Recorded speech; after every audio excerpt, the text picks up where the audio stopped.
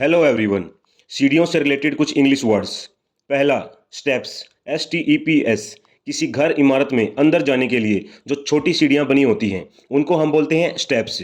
दूसरा, stairs, STAIRS।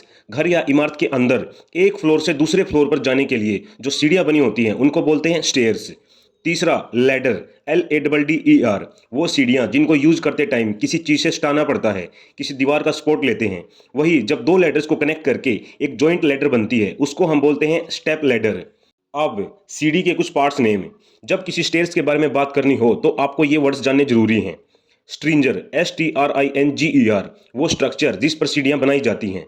किसी भी सीढ़ी का बेस, आधार, उसी के ऊपर स्टेयर्स बनती हैं। Trade, TREAD। किसी भी स्टेप का या स्टेयर का ऊपर वाला हिस्सा जहां हमारा पैर रखा जाता है। Horizontal top surface of stairs.